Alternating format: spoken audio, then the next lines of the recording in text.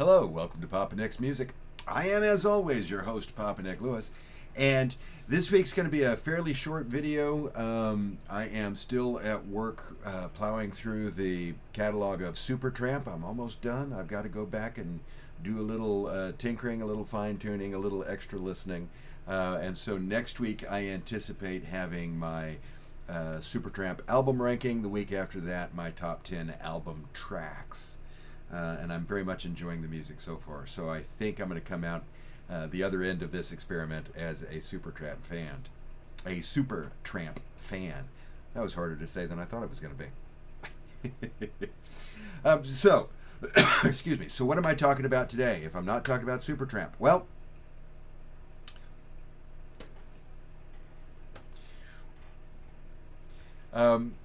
I have spent almost 40 years of my life as a teacher. I started in the fall of 1986, 1986, as a graduate assistant.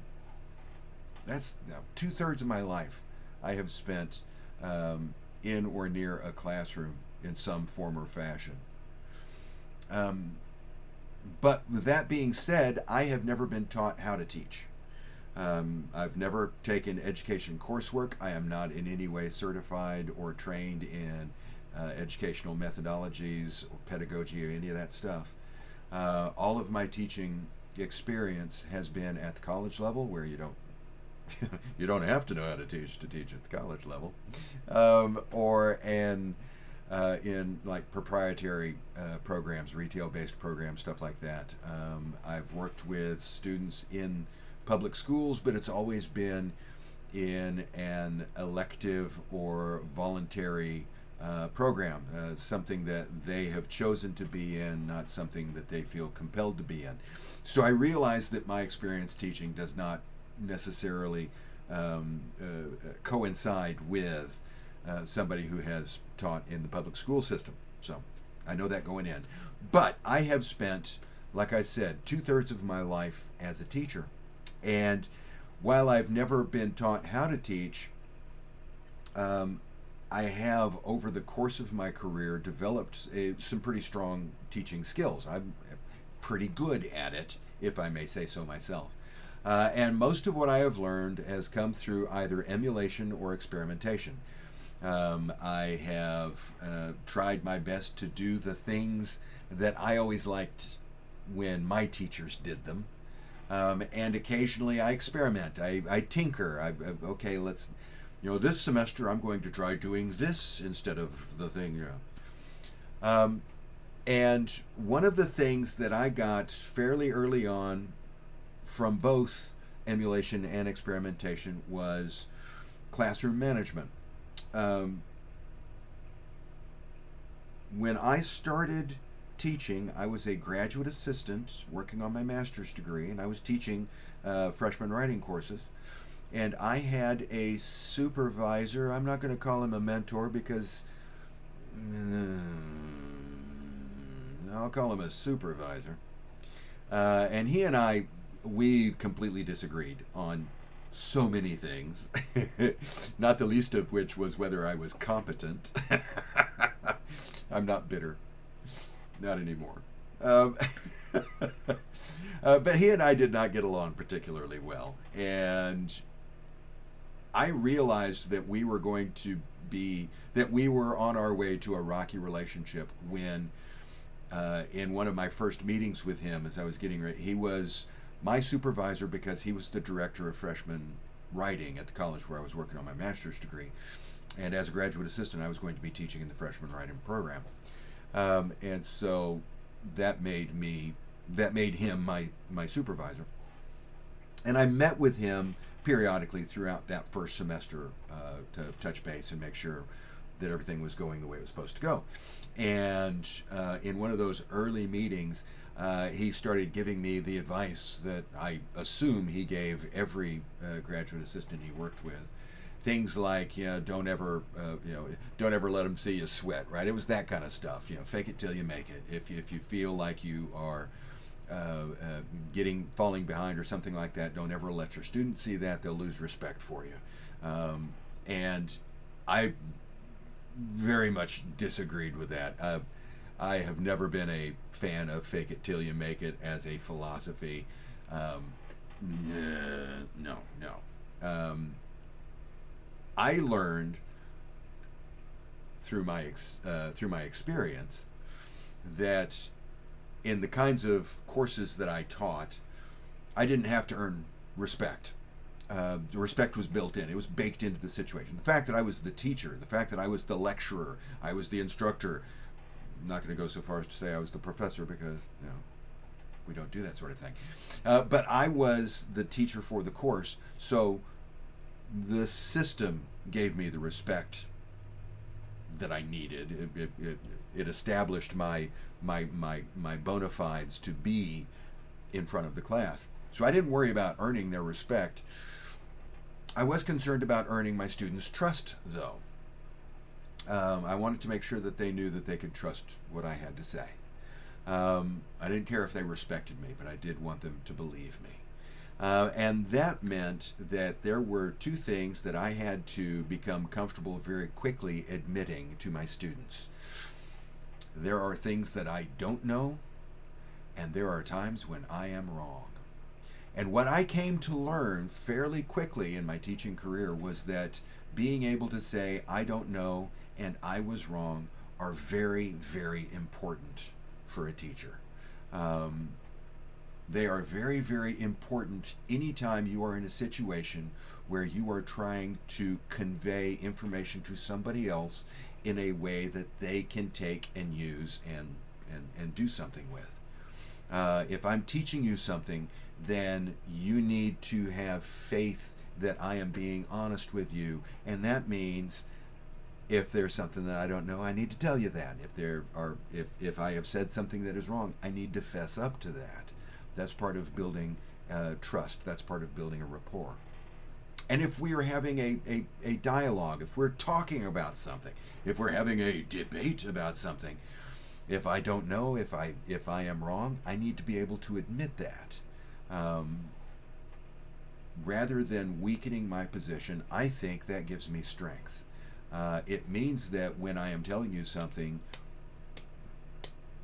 you know that it has some heft to it. I don't shoot from the hip. I don't make half-assed claims. I don't half-ass anything when it comes to, stuff I'm talking about. There's a tangent here. I'm not going to go down this tangent.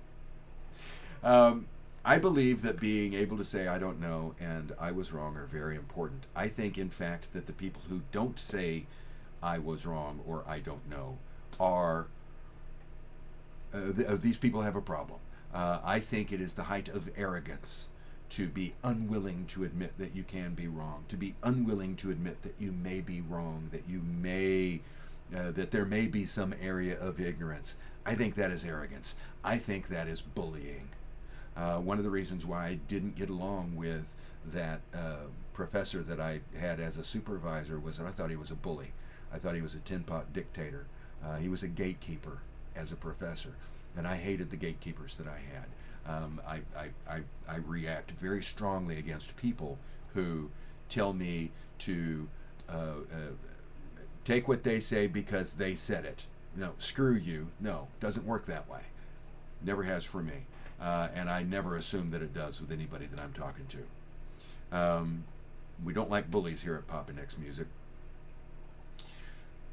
So let's not be bullies.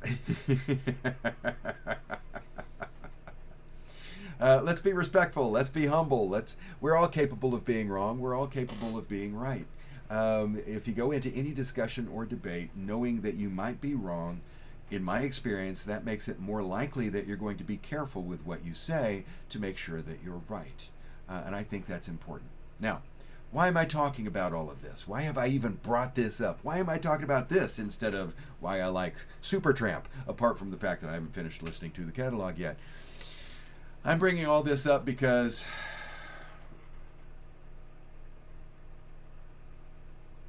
this Nimrod. We are, oh my God, 6 weeks into the current administration. It's only been 6 weeks. Are you fucking kidding me? Um, and things are getting bad, and I know it's going to get much worse before it gets better. And I know that there are going to be times when I'm going to have to talk about this stuff. I'm already doing the harmony thing, so I know it's going to get worse. I know there are going to be times when I'm just going to have to say, okay, we got to stop with the bullshit. This is real. This stuff that you're talking about is bullshit. This is real. And I want to start establishing the parameters for that. So, know anytime you're watching one of my videos, if I make a mistake in something, if I say something that I later find out is factually incorrect, I will make that correction. If I find out that it's factually incorrect while I'm doing the editing, I will put crawls down below. I've always done that. If I have stated a release date for an album that was wrong, there has been a corrective title card down here to set the record straight. If there is something that I don't know about, if there is an area in an issue that I'm talking about where there's gray there when there should be a nice vivid color, I will make that clear as well. I will admit to not knowing things. I will admit to being wrong or the possibility of being wrong. And I expect the same treatment in the comments. So as soon as I can tell that you are not interested in even the potential that you could be wrong, that's when I'm going to kick you out of the conversation thread, because we're not dealing with that stuff here. If you're a flying monkey, you are not welcome here, and I will not entertain you. We are going to start talking about a few political things. It's not going to be a regular feature, don't worry. This is not becoming a political channel, but we will from time to time touch on a political issue. And when those things come up, we all need to be comfortable with admitting to areas of ignorance and the possibility of being incorrect. I think they're powerful phrases. We should all be comfortable using them. And I'm going to police the comments to make sure that we do. And that's what I'm thinking about this week. Next week, like I said, we're going to be getting back to Supertramp. I fully expect to be doing the album ranking next week. I fully expect to be doing my top 10 album tracks the week after. It's going to be fun. I'm really enjoying this stuff, so it's going to be fun. If you enjoyed the video today, I'd appreciate it if you click the like button. While you're down there clicking, go ahead and click the subscribe button. Ooh, it's going to get rocky. If you do subscribe, know that I very much appreciate it. I know that it costs you nothing, but it means the world to me, so thank you very much for that. If you do subscribe, go ahead and click the bell for notification. The YouTube folks like that, so on their behalf, I thank you. Thanks again for hanging out with me today, short video though it was. And I hope that the rest of your day is glorious. I'll see you soon.